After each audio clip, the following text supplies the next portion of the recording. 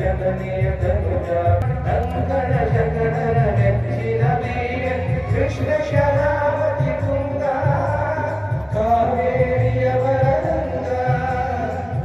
ಕೂಡ ಯೋಗವನ್ನು ಅಭ್ಯಾಸ ಮಾಡುವ ಪದ್ಧತಿ ತುಂಬಾ ಜಾಸ್ತಿ ಆಗ್ತಾ ಇದೆ. ನಾವೆಲ್ಲ ವೆಸ್ಟರ್ನ್ ಕಂಟ್ರೀಸ್ ಅವರ ಒಂದು ಹ್ಯಾಬಿಟ್ಸ್, ಅವರ ಒಂದು ಲೈಫ್ ಸ್ಟೈಲ್ಗೆ ನಾವು ಹೋಗ್ತಾ ಇದೀವಿ. ಆದರೆ ನಾವು ಲೈಕ್ ನಮ್ಮ ಊಟ ಇರಲಿ, ನಮ್ಮ ಡ್ರೆಸ್ ಇರಲಿ, ನಮ್ಮ ವೆಹಿಕಲ್ಸ್ ಇರಲಿ, ನಮ್ಮ ಎಜುಕೇಶನ್ ಇರಲಿ, ಅದೆಲ್ಲ ವೆಸ್ಟರ್ನ್ ಸ್ಟೈಲ್ಗೆ ನಾವು ಹೋಗ್ತಾ ಇದೀವಿ. ಆದರೆ ಅವರೆಲ್ಲ ನಮ್ಮ ಭಾರತ ದೇಶದ ಈ ಒಂದು ಯೋಗ ಇರಲಿ, ನಮ್ಮ ಫುಡ್ ಹ್ಯಾಬಿಟ್ಸ್ ಇರಲಿ, ಇದಕ್ಕೆ ಅವರು ಶಿಫ್ಟ್ ಆಗ್ತಾ ಇದ್ದಾರೆ. ಸೊ ನಾವು ಎಲ್ಲರೂ ಯೋಚನೆ ಮಾಡಬೇಕಾಗುತ್ತೆ. ಯಾಕಂದ್ರೆ ಈ ಯೋಗವನ್ನು ನಾವು ಏನ್ ಮಾಡ್ತಾ ಇದೀವಿ, ವರ್ಷಕ್ಕೊಮ್ಮೆ ಅಂತಾರಾಷ್ಟ್ರೀಯ ಯೋಗ ದಿನಾಚರಣೆಯಂದು ಮಾತ್ರ ನಾವು ಮಾಡುವ ಒಂದು ಪದ್ಧತಿ ಈಗ ಬಹಳಷ್ಟು ಮಂದಿಗೆ ಆಗಿಬಿಟ್ಟಿದೆ.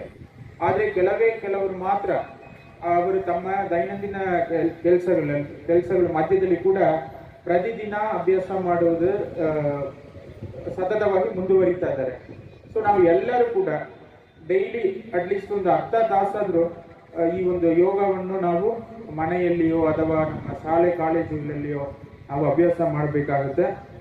ಅದರಲ್ಲಿ ಈ ವರ್ಷ yoga for one earth one health, ಆದರೆ ಒಂದು ಭೂಮಿ ಒಂದು ಆರೋಗ್ಯಕ್ಕಾಗಿ ಯೋಗ ಎಂಬ ಒಂದು ಥೀಮ್ ಅನ್ನು ಇಟ್ಕೊಂಡು ಈ ಅಂತಾರಾಷ್ಟ್ರೀಯ ಯೋಗ ದಿನಾಚರಣೆಯನ್ನು ನಾವು ಮಾಡುತ್ತಾ ಇದ್ದೀವಿ.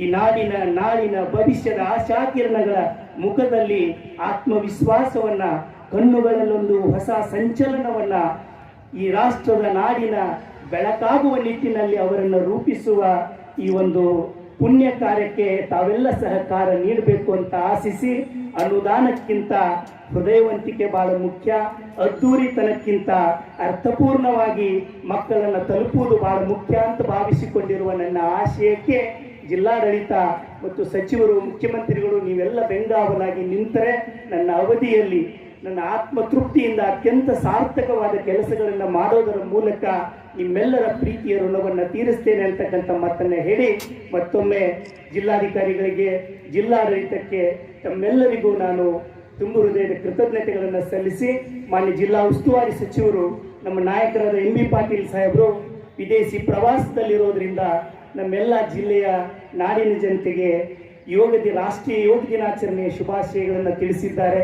ಅವರು ಕೂಡ ಯೋಗ ಕಾರ್ಯಕ್ರಮ ಯಶಸ್ವಿ ಆಗಲಿ ಅಂತ ನನಗೆ ದೂರವಾಣಿ ಮೂಲಕ ಮಾತನಾಡಿ ಬಂದು ಉದ್ಘಾಟನೆ ಮಾಡಬೇಕಾಗಿತ್ತು, ನೀವು ಅನಿವಾರ್ಯ ಕಾರಣದಿಂದ ಹೀಗಾಗಿದೆ ಅಂತಕ್ಕಂಥ ಮಾತನ್ನು ಹೇಳಿ ಈ ಕಾರ್ಯಕ್ರಮಕ್ಕೆ ಶುಭ ಹಾರೈಸಿರುವ ಅವರಿಗೂ ಮತ್ತೊಮ್ಮೆ ಜಿಲ್ಲಾಡಳಿತಕ್ಕೂ ತಮ್ಮೆಲ್ಲರಿಗೂ ನಾನು ತುಂಬ ಹೃದಯದ ಕೃತಜ್ಞತೆ ಸಲ್ಲಿಸಿ ನನ್ನ ಮಾತುಗಳನ್ನು ಮುಗಿಸ್ತೇನೆ. ಧನ್ಯವಾದಗಳು.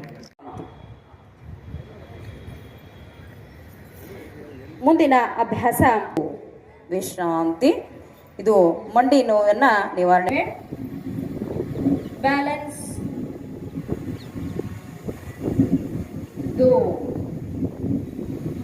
ವಿಶ್ರಾಂತಿ. ಕೊಟ್ಟಿರುವಂತಹ ಅದ್ಭುತ ಕಾಣಿಕೆ ನಮ್ಮ ಭಾರತ ದೇಶ ಕೊಟ್ಟಿರುವಂತಹದ್ದು. ಎಲ್ಲರೂ ಜೊತೆಗೂಡಿ ಪ್ರಾರ್ಥನೆಯನ್ನ ಜೋರಾಗಿ ಸ್ಪಷ್ಟವಾಗಿ ಒಂದೇ ಸ್ವರದಲ್ಲಿ ಹೇಳೋಣ. ಎರಡೂ ಹಸ್ತಗಳನ್ನ ಜೋಡಿಸಿ ಎದೆ ಮುಂದೆ ಧ್ಯಾನಾತ್ಮಕ ಆಸನದಲ್ಲಿ ಕುಳಿತುಕೊಳ್ಳಿ. ಪದ್ಮಾಸನ, ಸಿದ್ಧಾಸನ, ವಜ್ರಾಸನ ಅಥವಾ ಎಷ್ಟು ಸಾಧ್ಯನೋ ಅಷ್ಟು ನಿಧಾನವಾಗಿ ಈ ಟೊಂಕ ಭಾಗವನ್ನ ಮುಂದೆ ಪ್ರೆಸ್ ಮಾಡ್ತಾ ಎದೆ ಭಾಗವನ್ನ ಸಂಪೂರ್ಣ ವಿಸ್ತಾರ ಮಾಡ್ತಾ ಸಾಧ್ಯವಾದಷ್ಟು ಹಿಂದೆ ಹೋಗೋದು. ಉಸಿರು ಒಳಗೆ, ಉಸಿರು ಹೊರಗೆ ಹಾಕ್ತಾ ಹಿಂದೆ,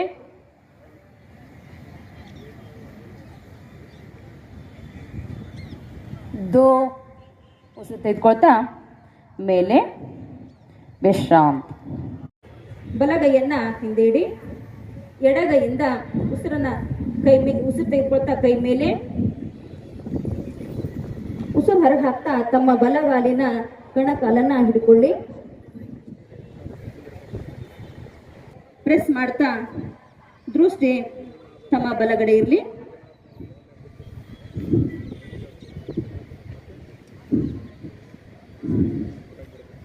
ವಾಪಸ್ ಕತ್ತಿನ ಅಭ್ಯಾಸವನ್ನ ಮಾಡೋಣ. ಎರಡೂ ಹಸ್ತಗಳು, ಕೈಗಳು ಟೊಂಕದ ಮೇಲಿರಲಿ ಮಾಡುವಂತಹದ್ದು. ನಾನು ಹೇಳಿದ ಹಾಗೆ ತಾವು ಉಸಿರಿನ ಜೊತೆಗೆ ಮಾಡುವಂತಹದ್ದು. ಉಸಿರು ಒಳಗೆ, ಉಸಿರು ಹೊರ ಹಾಕ್ತಾ ಸಂಪೂರ್ಣ ಗದ್ದವನ್ನ ಎದೆಗೆ ತಾಗಿಸಿ एक दो ಉಸಿರು ತೆಗೆದುಕೊಳ್ತಾ ಮೇಲೆ ಮತ್ತೆ ಸಂಪೂರ್ಣ ಉಸಿರನ್ನ ಹೊರ ಹಾಕ್ತಾ ಹಿಂದೆ ತೀನ್ ಉಸಿರು ತೆಗೆದುಕೊಳ್ತಾ ಮಧ್ಯಕ್ಕೆ ಮತ್ತೆ ಉಸಿರು ಹೊರಗೆ ಹಾಕ್ತಾ ಮುಂದೆ ಚಾರ್ ಮಧ್ಯಕ್ಕೆ ಬಂದಾಗ ಯಾವಾಗಲೂ ಉಸಿರು ಒಳಗೆ ಬಲಭುಜವನ್ನ ಗದ್ದವನ್ನ ಬಲಭುಜಕ್ಕೆ ಸ್ಪರ್ಶ ಮಾಡುವಂತಹದ್ದು ಮತ್ತು ಎಡಭುಜಕ್ಕೆ ಸ್ಪರ್ಶ ಮಾಡುವಂತಹದ್ದು ಉಸಿರು ಒಳಗೆ ಏಕ್ ಉಸಿರು ಹೊರ ಹಾಕ್ತಾ